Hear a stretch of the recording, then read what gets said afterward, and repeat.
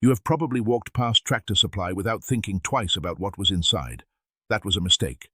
The prepper industry sells $500 bags filled with gear that farmers have been buying for decades at a fraction of that.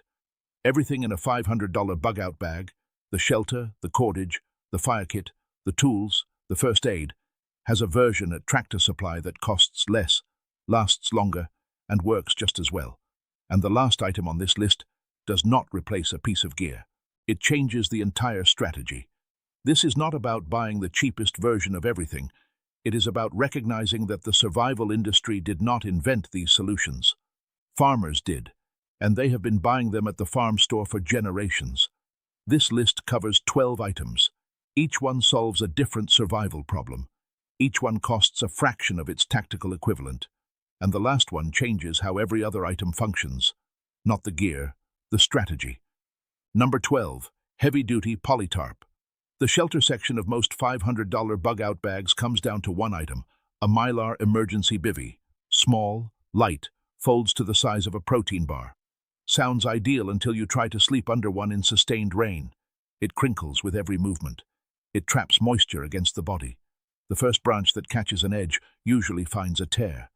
The survival industry markets these as shelter. They are closer to a single-use backup. At Tractor Supply, a heavy-duty Polytarp, 8 by 10 feet, reinforced grommets, UV-rated, designed for multi-season use, costs $8 to $14. That is the same product farmers use to protect equipment, cover hay, and build emergency structures when weather moves in fast.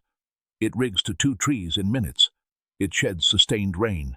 It can be repurposed as a ground cover, a windbreak, a rainwater collection surface, or a shelter extension over a vehicle. It does not tear when a branch catches an edge because it was not designed for one camping weekend.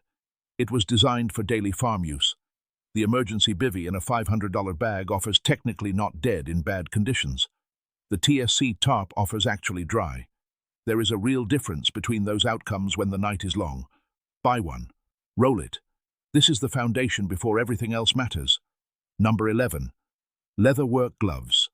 The tactical glove market has made a lot of promises. Rubberized knuckles, touchscreen-compatible fingertips, trigger finger reinforcement panels, cut-resistant gel padding. All of it is useful for one specific scenario, the kind of gear demonstration that happens in a parking lot before an emergency. In an actual emergency, clearing debris, rigging a tarp in wind, hauling a pack through brush, managing a fire, the work is sustained physical labor, and sustained physical labor destroys tactical gloves. At Tractor Supply, leather work gloves cost $7 to $10. The same gloves that roofers, ranchers, and fence installers wear through 8-hour shifts in rain, cold, and heat. Leather provides natural heat resistance for fire-adjacent work. It handles rope, wire, and rough material without tearing. It protects against abrasion at a level that rubberized panels simply do not match when the work goes past the first 2 hours. The real distinction is what each glove was engineered for. Tactical gloves are built for dexterity over short durations. Farm gloves are built for load and duration. In a bug-out scenario, the hands will be doing labor, not demonstrations. Buy 2 pairs, one in the bag, one in the vehicle. Hands out of commission on day 2 means every other item in the bag becomes harder to use. Number 10. Waterproof matches and fire starter cubes. A ferro rod is a great tool.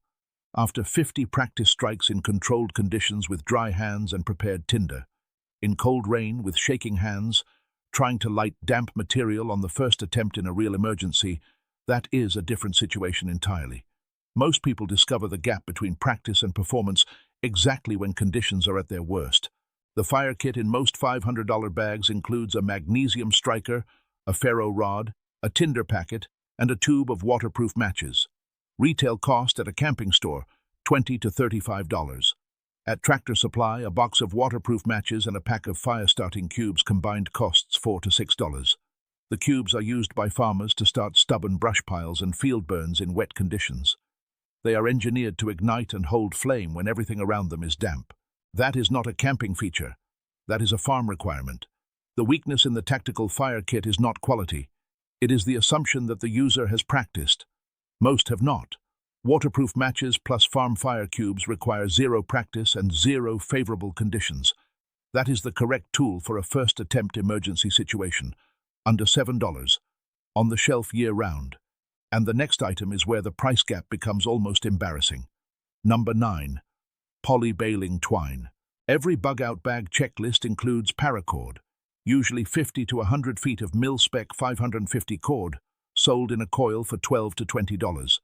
The specification is real: 7 inner strands, rated load of 550 pounds. The marketing around it is even more convincing. It is also more cordage performance than most bug-out scenarios will ever require. Poly-baling twine at Tractor Supply carries 110 pounds of tensile strength and sells by the thousands of feet for $5 to $8. That is enough rope to rig a full shelter system, hang a food cache, lash gear to a pack frame, and make 5 field repairs, and still have hundreds of feet remaining.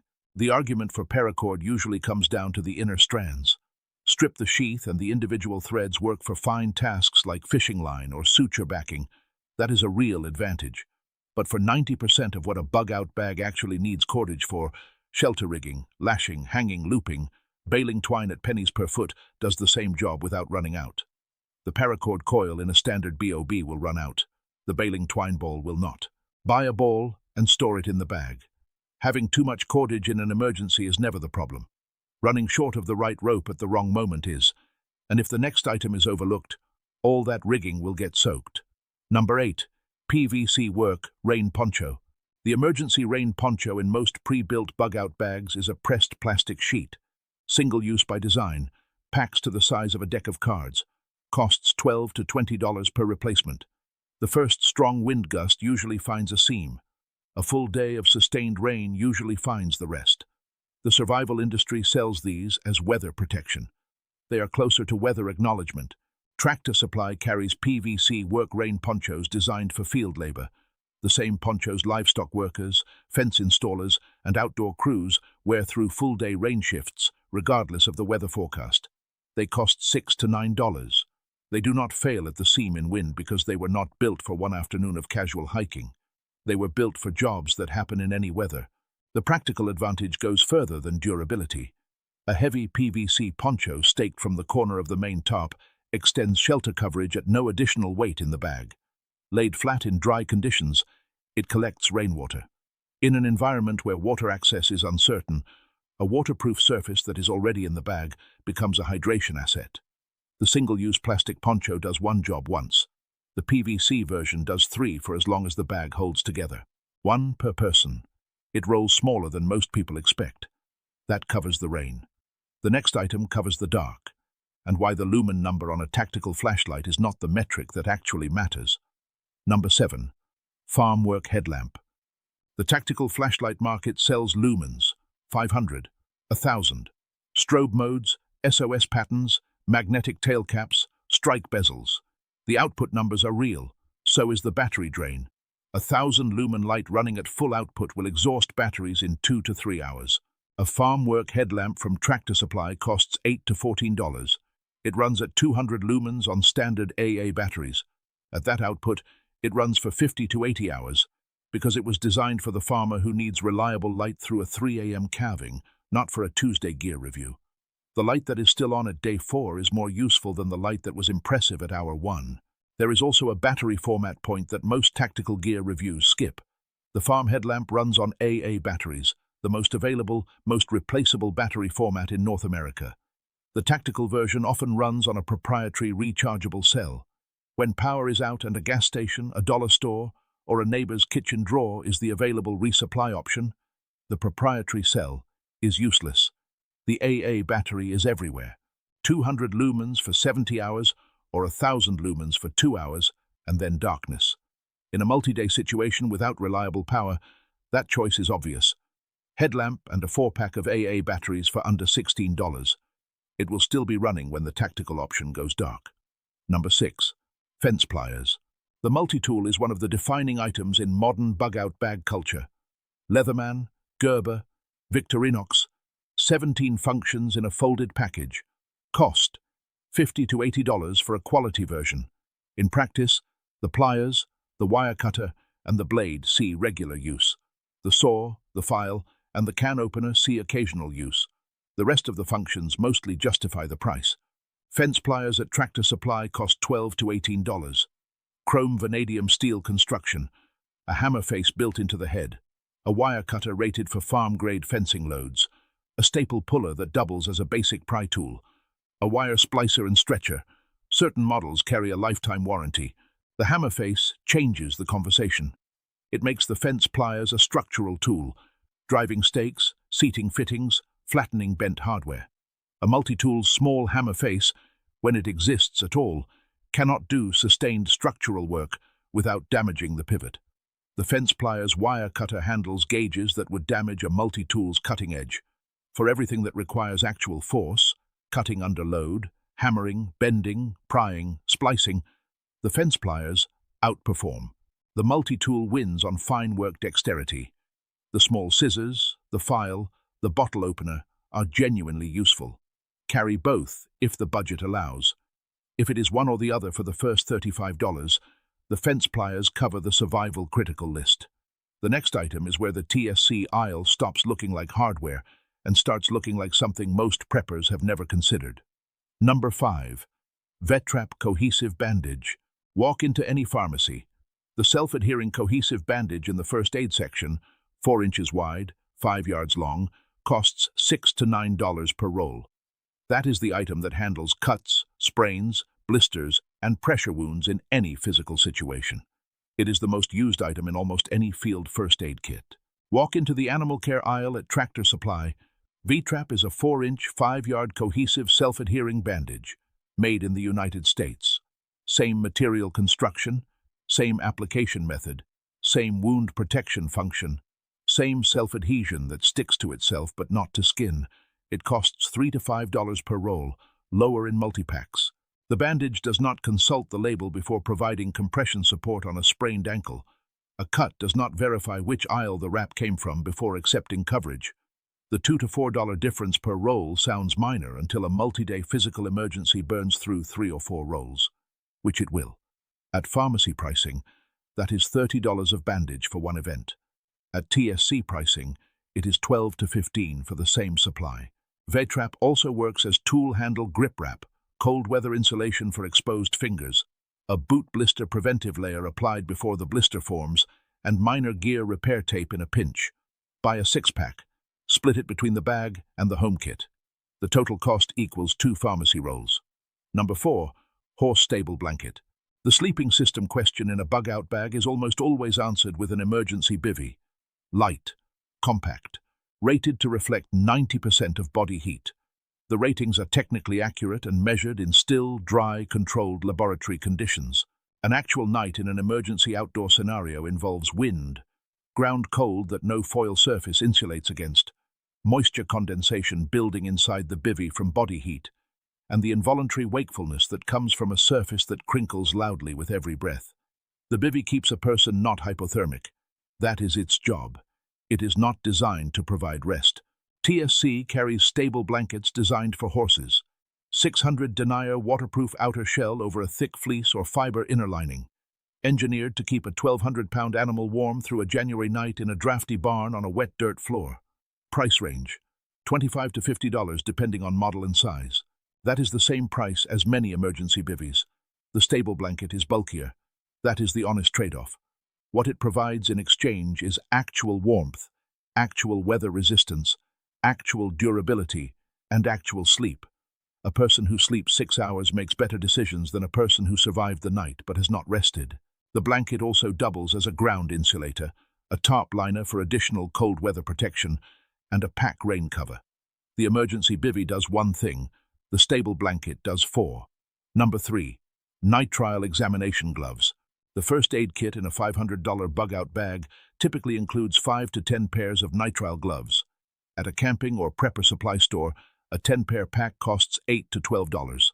Those 10 pairs handle wounds, water treatment, and basic hygiene for roughly 2 days in an active multi-person situation before running out. In the TSC veterinary aisle, a 100-count box of nitrile examination gloves costs $10 to $15. Same material, same thickness, same powder-free construction, same tactile response. 10 times more gloves for the same price. Nitrile is nitrile. The polymer composition does not change based on the label on the box. A glove designed for a veterinarian examining a large animal is manufactured to the same industrial specification as one designed for a medical professional examining a patient. They come from the same factories. The animal care aisle label is the only difference, and it subtracts $4 per 10 pairs. Running out of gloves in a sustained emergency means bare-hand wound management, bare-hand chemical water treatment, and bare-hand waste management. Those are three of the fastest ways to introduce an infection into a situation that has no access to a doctor. 100 pairs covers a week of heavy multi-person use without rationing. The 10-pair pack does not. Buy one box, keep it sealed in the bag.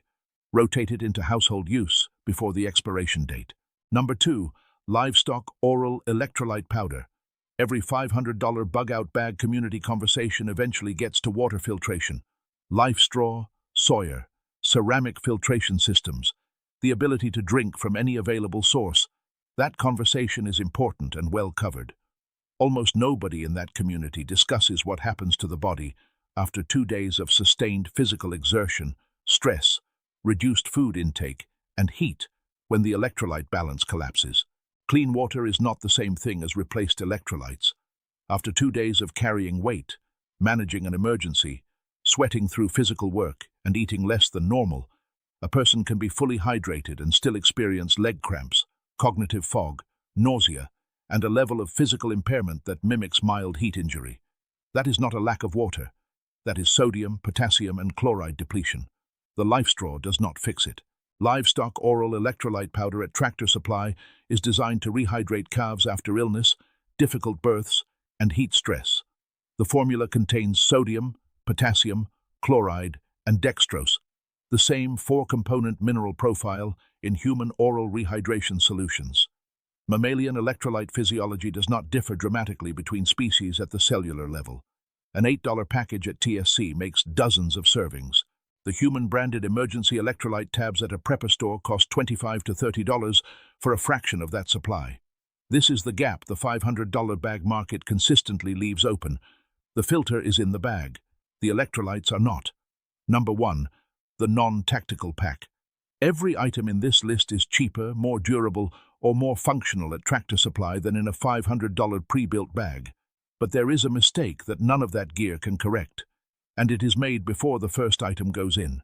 The single most expensive item in most bug-out bag builds is the bag itself. A tactical MOLLE pack from a major preparedness brand runs $80 to $150. External webbing, attachment points for additional pouches, a military profile silhouette, a black or camo colorway. The bag signals preparedness. That is exactly the problem. In an actual emergency, an evacuation, a displacement scenario, a crowded shelter situation, looking like a prepared person in a room full of unprepared people is a liability. The tactical bag communicates, this person has supplies. Under normal conditions, that is irrelevant. In an environment where resources are stressed and people are uncertain, it is an advertisement to the wrong audience. This is the gray man principle. It is a documented preparedness strategy. In a real-world emergency, the goal is not to stand out, but to move without drawing attention. The most functional bug-out bag in a real displacement situation is the one that nobody notices. Tractor Supply sells utility packs and canvas work bags in the $20 to $35 range. Built for farm and ranch labor, daily heavy loads, rough environments, constant use over multiple seasons. They hold the same volume as a tactical MOLLE pack. They carry the same loaded weight. They are not designed with military aesthetics. They look like someone who works for a living, which in most emergency contexts is exactly what everyone else around them looks like. Nobody in a parking lot, a gymnasium shelter, or a roadside checkpoint singles out the person with a plain canvas work bag. The person with external MOLLE webbing and a plate carrier aesthetic is a different conversation. That is the functional gap the tactical market never accounts for when pricing the bag at $150. Load everything from this list into a plain TSC canvas work pack. Spend $35 on the core 5. Tarp, gloves, matches, twine, poncho. Add the headlamp, the fence pliers, the vet trap, and the rest over the next couple of trips. The bag that nobody looks at twice is the bag that keeps everything in it where it belongs. That is the whole system, and it costs a fraction of what the tactical industry charges to solve the same 12 problems. Here is what the complete system actually looks like. A tarp handles shelter. Baling twine handles every rigging task without running short. The PVC poncho handles rain and doubles as a water collector. Fence pliers handle structural repairs that a multi-tool cannot. V-Trap and nitrile gloves handle first aid and hygiene at a scale that a 10-pair pharmacy kit cannot. The stable blanket handles actual sleep, not just technical survival warmth. Electrolyte powder handles the hydration problem that a water filter alone was never designed to solve. And the Canvas TSC pack makes the entire system invisible to anyone who does not need to know it exists. The core of this system, tarp, gloves, matches, twine, poncho, runs under $35 on a single TSC run. Add the headlamp, fence pliers, and V-Trap, and the total is still well under $100. The full 12-item build costs less than the bag alone in most $500 tactical kits. Start with those first 5 items on the next trip. Add the rest gradually. No panic buying, no drama. Just a quiet, practical decision made before everyone else starts asking the same questions. Which of these items were you already using without thinking of it as survival gear? Drop it in the comments. Or tell me which item surprised you most. The gear that actually works is usually the gear that does not look like gear.